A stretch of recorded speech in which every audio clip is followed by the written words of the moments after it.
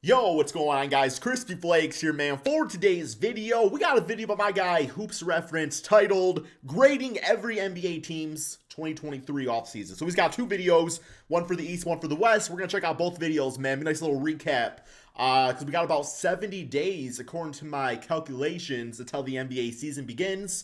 And, yeah, I'm excited. I don't know, I don't feel like it was an extremely exciting offseason. Like, some things happened, but I don't know. I'm just ready for the season to begin. Let's get it. Going in alphabetical order, we'll start with the Atlanta Hawks, and the grade for their they got the offseason back. is a C-. The Hawks made Lost a John big Collins. splash last offseason acquiring DeJounte Murray in a trade. Or trading but away that and deal lose him. didn't really work out as planned, so if they wanted to get back into legitimate contention, they needed to shake things up. They did shake might get things Pascal up a bit by trading away John Collins, but that trade fell a couple years too late, and they ended up only getting pennies on the dollar for him. They drafted Kobe Buffkin, who is still a bit of a raw project. They brought in Patty Mills and Wesley Matthews, who would have been the big signings 5 years ago, and they paid DeJounte Murray a big contract extension. Yeah, they might be in trouble next season. I ain't gonna lie, man. Atlanta this upcoming season. They might be in trouble. Next up is the Boston Celtics, and the grade for their offseason is... I disagree with that grade. I think Kristaps Porzingis is gonna hurt them more than he helps them. And that's not because of value or, what it took to get him or what they gave up. I just think that the man's so injury prone. And the Celtics team, they needed to make a switch, but this was a risky one. Like, it could work out immaculately. It's an A-. The Celtics had one of the better off seasons in general around the league this summer. Clearly not satisfied with the way that they went out in the conference finals. Trading for Kristaps Porzingis is a move that I believe makes them the team to beat in the East on paper right now. He's coming to Boston with a lot of momentum, having just had his best year of his career last year. Trading Marcus Smart Did he have his best year? But Porzingis is worth it. Same with Grant Williams, whose role was inconsistent last season, who also left the team this summer. I will say that paying Jaylen Brown the biggest contract extension in NBA history could end up costing them long term, but they had to do it to keep him around, and in the short term, they're as formidable as in the long term, it ain't gonna be that big a deal. Next up is the Brooklyn Everybody Nets, else's contracts will catch up. For their offseason is a C. The Nets started last year with two superstars leading the way, but now, unfortunately, their roster is totally different. Leading the way. The emergence of Mikal Bridges was a terrific development for them, and they made it clear that they didn't want to shift towards a rebuild, despite losing Durant and Irving. But this offseason, they didn't really do much that was too crazy. They signed players like Lonnie Walker, Darius Bazley, and Dennis Smith Jr., who aren't really moving the needle. They gave Cam Johnson a hefty contract extension. Their draft pick situation, and they drafted Derek Whitehead. So overall, it's not a bad offseason, it's just pretty mediocre. Up next is the Charlotte Hornets, and the grade for their offseason is a B. The Hornets put in work this offseason, it's just a waiting game to see if it will pay off. They drafted Brandon Miller 2nd overall, which could backfire on them passing on Scoot Henderson, but if Miller does pan out as a great two-way wing player for them, then this will be helpful to get them in a good spot moving forward. Center yet? And even taking a chance on Nick Smith at the end of the first round in the draft provides a lot of upside for that selection late. He's a point guard, They also brought Miles Bridges back on a small qualifying offer, which is questionable from the standpoint of his actions off the floor, but from a basketball perspective will be a helpful boost for sure. Next up is the Chicago Bulls, and the grade for their offseason is Man, Hoops is nicer than I am. The Bulls are one of the more confusing Bro, I give this Bulls grade. team, I'm not going to lie, man, this offseason I give them a D, bro. Because I don't like Vučević back on the team. I really don't. I don't think he's going to age well. They got Ayu back on a nice contract, but, I don't know, man. This Bulls team, now regarding the direction that they're going. 2 years ago, they started to go all in, hoping to propel themselves to the top by getting DeMar DeRozan and Nikola Vučević. But in the last underwhelmed 2 me seasons, for it being got Chicago. A first-round exit and a missed playoff appearance entirely, without any real path to improvement. So this offseason, they seemingly decided to continue down that path by re-signing Vučević, Kobe White, and Ayo Dosunmu, along with bringing in Torrey Craig and Javon Carter, and all of these moves are fine individually, but it seems like a recipe for a lot of the same results coming for them. Next is the Cleveland Cavaliers, and the grade for their offseason is a B+. The Cavaliers Oh, had that's right. They one got, big goal man, I got to guess now. Small forward, he'll tell this us. summer, and it was finding a solution at their small forward position. It was a weak spot for them all year, and this summer they brought in both Max Strus, that's and right. George Niang in free agency to shoot the ball at a high level at that position to space the floor for them. Max Strus, what is he, like 6'4"? Undersized backcourt already. I mean, he can. It's good he can shoot. Hopefully, he can D up. As Strus's shooting was key to the Heat's finals run, and Niang has been a 40% three-point shooter his entire career. They also gave Karis LeVert a 2-year contract extension without overpaying him, and I even like taking a swing on Imani Bates' potential in the draft. Yes, Imani Bates. So overall, Love him. It was a very solid top 10 summer favorite for player. Cleveland. Up next is the Detroit Pistons, and the grade for their offseason. B. Yeah, man, we got Ausar Thompson. We got our bench looking all popping off, man, with the veterans. Yeah, so I'm good with the B and the D. Pistons are still in the middle of a rebuild, so considering the circumstances, they took care of business where they could. Yeah, we did. They re-signed Isaiah Stewart, who has blossomed in the middle for them, and they drafted Ausar Thompson, who I believe I want to see his highlights in HD. Detroit, and should prove to be a great selection. It's nothing that will turn heads too hard, but it's rock solid for a young... Oh, my head is turned, and I am rock solid, man. Like, my head is looking like that girl, the extras, man. Just freaking spinning around. I'm so excited for the season, man. The most excited I've been in a very long time. So excited. Next up is the Indiana Pacers, and the grade for their offseason is a B+. Obi Toppin. The Pacers looked like a surprise candidate to make a playoff push last season before the injuries struck, so this year they clearly believe they can make that leap. They signed Bruce Brown from the Nuggets, who I believe is a fantastic signing as a perimeter defender and secondary scoring threat. They bought low on Obi Toppin. Jarris Walker is the kind of rookie who could impact winning right away, and they locked up their franchise player Tyrese Halliburton with a contract extension, so they basically checked every box. Up next is the Miami Heat, and the grade for their offseason is a C with an asterisk. Obviously, we have to address the elephant in the room. They seem to be likely to acquire Damian Lillard, but it just hasn't happened yet. At the time I am making this video, their offseason has been pretty underwhelming, thus the low grade. Yeah, they've been waiting. If the Lillard trade ever does happen, that would significantly change things. Losing Max Strus and Gabe Vincent is not ideal, but Josh Richardson is a good buy low value they brought in as it is, and Thomas Bryant is too. Then Jaime Jaquez is a promising rookie. If the Lillard trade doesn't happen, I could easily see the Heat taking a step back, but if it goes through, they're probably the favorites to win the conference again. Next is the Milwaukee Bucks, and the grade for their offseason is a B. The Bucks were at risk of things getting scary when the period began because both Chris Middleton and Brook Lopez were free agents, and they could have potentially left them, but the Bucks were able to re-sign both, thus keeping their window alive. They also re-signed Jay Crowder and brought in Malik Beasley and Robin Lopez, so all in all, they had a solid offseason, but nothing crazy that changed their outlook much from a year ago. And they're older. Next is the New York Knicks, and the grade for their offseason is a B-. The Knicks are trying to carry the momentum of their playoff appearance forward, and Jalen Brunson seems to get better and better every year. I like the Knicks signing Dante DiVincenzo not only as another capable wing option off the bench who shoots it well and plays solid defense, but he also has chemistry with Brunson and Josh Hart already from their days playing together at Villanova. Wow, they're just hiring all the best friends. Best friend trio, man. Notably impactful guys, so it can't get too high of a grade. Up next is the Orlando Magic, and the grade for their offseason is a C+. The Magic are another rebuilding squad, not expecting to make too many splashes as they're young. Don't show them, don't show them. But I do believe they could have made more of their opportunities.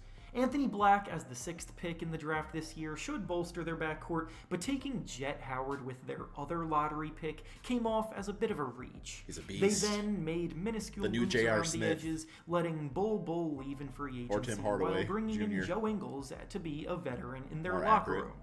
Next is the Philadelphia 76ers, and the grade for their offseason is a D. I'll be honest, not a whole lot went right for Philadelphia this summer. They lost Shake Milton, George Niang, and Jalen McDaniels in free agency, replacing them basically with just Patrick Beverley. They then signed Mo Bamba to a roster with too many big men as it is, and on top of it all, James Harden is now not on good terms with the front office. No, he is not. I don't know what's going to go on there.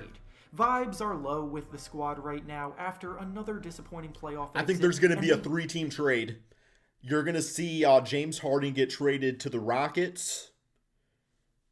Some of the Rockets' young players are going to get traded to the Trailblazers. And Dame Tom's going to get traded to the 76ers. That's my prediction. Really helped themselves much this summer. That's my prediction. Up next is the Toronto Raptors, and the grade for their offseason is a C+. The Raptors are another team that can't seem to pick a direction that they want to go I in. give them probably They missed a C-. the playoffs this year, and their best All they got was players are about Dennis. to hit free agency next summer. Yet they've been quiet with their transactions. They got Dennis Scrotum and a dick, man. Fred VanVleet just left the team Grady, in free that agency, signing with Houston, which hurts, and they replaced him with Dennis Schroeder. Jalen McDaniels is a decent signing. Drafting Grady Dick should work out well, and re-signing Jakob Poeltl can keep them afloat, but they're stuck in mediocrity as things currently stand. See what point guard Scotty does. The last team up is the Washington Wizards, and the grade for Got the their Wiz kids. offseason is a C+. The Wizards probably did it a few years too late, but they did finally shift to a rebuild this offseason. By doing so, though, they got absolutely fleeced in both the Bradley Beal trades and the Kristaps Porzingis trades, though. I will say that getting Jordan Poole at the price that they did in a trade is a big plus for them. Signing Tyus Jones is a solid... Yeah, we're see what that man, what's his name? Johnny Davis. Got to give him some more of a chance, too, out there. Okay, so that's the East. Let's check out the West. Let's get it. Off with the Dallas Mavericks, and the grade for their offseason is a strong A-. This offseason had they got Seth Curry to be back. a disaster for them at the start of the period, with Kyrie Irving being a free agent. The Mavericks put all of their chips into his corner, and had he left, it would have been disastrous. But they not What they got only for big guys? successfully re-signed him, but they did so for less than the supermax that most assumed that they would have to offer him to keep him in town. Then, regarding their other moves, the team's biggest weakness last season was their porous defense inside, and they also managed to address that, adding Grant Williams and Rashawn Holmes to their front court depth, while also drafting a promising young shot blocker in Derek Lively. I think they're in for a big bounce-back season this year, and it's all because... I can see them maybe going for like a Hassan Whiteside. I'm just joking. They did what needed to be done. Definitely not a Hassan Whiteside. No. Up next is the Denver Nuggets, and the grade for their offseason is a C. The Nuggets are the reigning champions, so they really didn't need to do a whole lot to if it ain't keep broke, don't fix it this summer. Their entire starting five is still under contract, ready to run it back and defend their title, but losing Bruce Brown to free agency does sting a little bit. Other than that, they re-signed Reggie Jackson and DeAndre Jordan, and didn't really sign any notable free agents besides Justin Holiday, so all in all, Denver was one of the more quiet teams this summer. Up next is the Golden State Warriors, and the grade for their offseason is a B. The Warriors had a lot on their plate this summer, and they took things in an interesting direction. Re-signing Draymond Green was priority number one, and they successfully did that to keep the core together. But then they traded Jordan Poole for Chris Paul, which was a polarizing move in the eyes of many. Poole is a the first NBA team to play 20 years together. Consistent young shot creator, but Chris Paul brings the experience and poise needed to continue to compete for titles. So I think the move will end up being good for them, but we'll have to wait and see. Now we'll see what CP3 does, but the grade for their offseason is a C-. The Rockets were hot take of the year again. Rockets are going to the Western Conference Finals. Aggressive teams this I feel good about that take, especially if James Harden joins. Will come from it. Their two biggest signings were Fred VanVleet and Dillon Brooks, and I know Rockets fans aren't going to want to hear this, but I do believe that they overpaid both of them, and I'm not even sure if they improved the team enough to justify it. I think they did. VanVleet got a bigger contract than Kyrie Irving. Dillon Brooks got $86 million. It just doesn't add up. They had that money, man. Gotta really spend it. Their draft selections of Amen Thompson and Cam Whitmore in the draft, and Jock Landale and Aaron Holiday are good depth signings to boost this grade. Yeah, that's a Western Conference champion overall, team. I'm pretty confused what the plan in Houston is. Next up is the Los Angeles Clippers, and the grade for their offseason is a C with an asterisk. The Clippers, like the Miami Heat in yesterday's video, are Paul George to the Knicks, please. To a potential big move coming. It just hasn't happened yet. James Harden has requested a trade, and the Clippers seem to be the only team really in the mix for him. Sixers would be cool too. That no deal has actually come yet. If the Clippers do acquire Harden, that would obviously boost this grade, but if they don't, then the Clippers have had a pretty mediocre summer. Their main moves have been re-signing Russell Why did Westbrook Dwight wear number 39? He's on the Lakers. While acquiring Not a lot of KJ choices. Martin in Okay. a trade, but also losing Eric Gordon. So it's not bad, but it's also nothing crazy. Eric Gordon not playing in about 6 years, has he? Up next is the Los Angeles Lakers, Lakers, B+. and the grade for their offseason What'd they get? is a B+.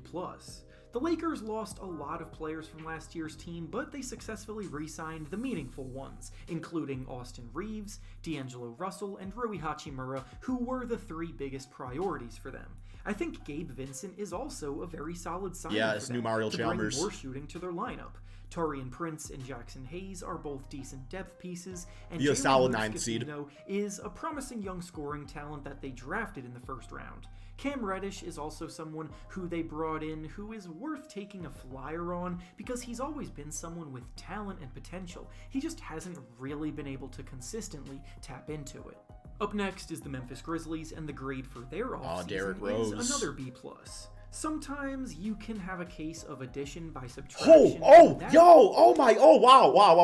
I just realized this, man. We get a repeat of the D Rose Luke Kennard backcourt from the 2019 Detroit Pistons, man.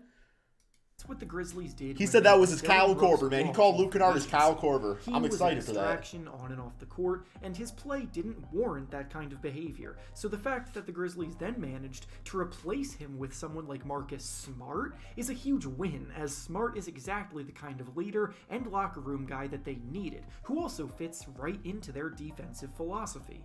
I Yeah, also they're gonna be like fun. the Derrick Rose addition they made to have him around their young team, and then they capped things off by locking up Desmond Bane with a contract extension. So all in all, I it was forgot a they pretty had good Desmond summer in Bane. Memphis. Wow. Up next I is really the like Minnesota that team. Timberwolves, and the grade for their offseason is a B-.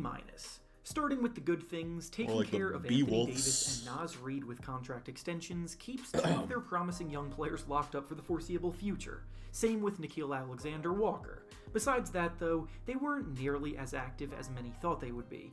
They seemed content to run it back with their Twin Towers experiment, so both Rudy Gobert and Karl Anthony Towns are still there. Signing Shake Milton and Troy Brown were decent additions, and the rest weren't really very notable, so it wasn't great, but it wasn't a bad period for them either. Next up is the New Orleans Pelicans, and the grade for their offseason is a C+. The Pelicans were hampered by injuries this past season, but when they were healthy early on, they looked as good as anybody, so they seem to be banking on that reoccurring because they really haven't done much to improve on what they have.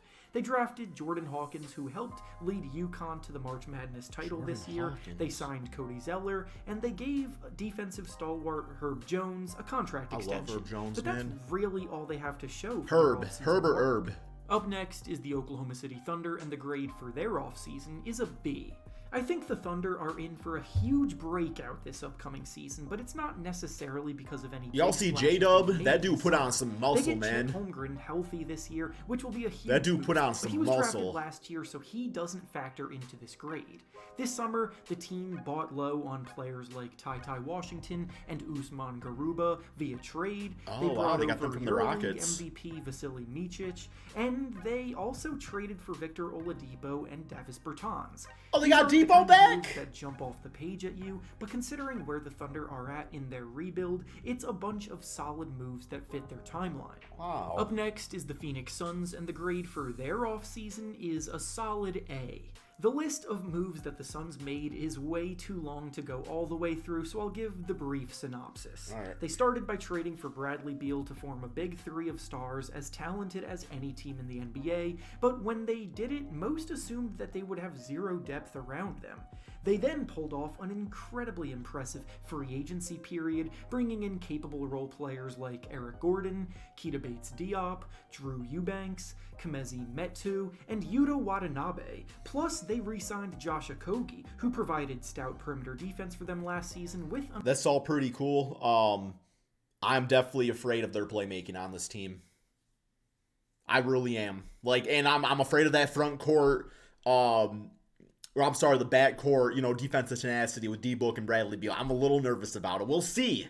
It could be immaculate. perimeter jumper. On paper, they're probably the favorites to win the West right now. That's how good their summer has been. Up next is the I don't Portland know. I'll have to Trailblazers, see. and the grade for their offseason is a B- with an asterisk. The Beal Blazers hasn't really on proven paper have much had a pretty solid offseason, all as a things teammate. considered. But when you take into account the full context of what's going on, Playing in a this system. grade could change in a variety of ways before the start of the new season. Landing Scoot Henderson with the 3rd pick in the draft, I believe, will prove to be a phenomenal selection. They re-signed Matisse Thybulle to a modest per-year salary, which is a win, but they also gave Jeremy Grant a $160 million deal for 5 years, and after Damian Lillard requested a trade, that signing looks a lot worse. Obviously, Lillard is putting pressure on the team to trade him to Miami for pennies on the dollar, so this grade could decrease if the front office caved to that request. What's that, like 35 However, mil a season? if they manage to get a 3rd team involved, balance out their return a little bit, and conduct a lucrative trade beneficial to everyone involved, then they could get an even better grade. Up next is the Sacramento Kings, and the grade for their offseason is a B-. The Kings are another team where a lot of their work came in just re-signing their guys, having given Domantas Sabonis, Harrison Barnes, and Trey Lyles contract extensions. Then they also signed Nerlens Noel for cheap and gave up a few second-round picks in a trade for Chris Duarte. They clearly feel comfortable nice. with the team that they have. I like the Chris and Duarte. After finishing top 3 in the Western Conference standings last year, they have good reason to. Next up is the San Antonio Spurs, and the grade for their offseason is an A. This may seem lazy, but the second... Y'all know who you need, though? Y'all need Killian Hayes, man. You need that Killian-Victor connection, man. I want the best for Killian Hayes, and I just really want him on the Spurs. I just feel like he would be an all-star for you guys. Like, I'll say that. I'm whispering. I think Killian could be an all-star on the Spurs with Pop's coaching him, man. I really do. I want that for him, too. The Spurs won the draft lottery with the rights to draft Victor Wembanyama. They aced the offseason. Wembanyama has been hyped up as a prospect to a historic degree, and if he lives up to the hype, he could be an all-time great in the making. They also traded for players like Cam Payne, Reggie Bullock, and Cedi Osman to give the young core some veterans in the locker room. I like that. So overall, good job, San Antonio were definitely big winners this summer. And finally, the last team up is the Utah Jazz, and the grade for their offseason is a B+. The Jazz started the period off by acquiring John Collins in a trade that seems like the ultimate buy low deal. Collins' production has kind of an L, though, with lately, but he's also been unhappy their draft with his pick role in Atlanta, wanting a trade for years. So the Jazz, to be able to acquire him for just Rudy Gay and a 2nd-round pick, seems like a massive win for them. They also drafted Keontae George, who looked very good in the Summer League, along with potential 3-and-D wing Taylor Hendricks. Yeah, so Taylor Hendricks. Well. I feel like his development's going to hurt now because of Collins. And things continue to trend up for them in their post-Donovan. All right, guys, that's all we have for this video. There might not be videos for a few days. I got some family stuff going on, but hopefully you guys have all been enjoying, the resurgence of the content. Thank you all so much for watching. Be sure to drop that like, subscribe if you're new to the channel, and peace out, my friends.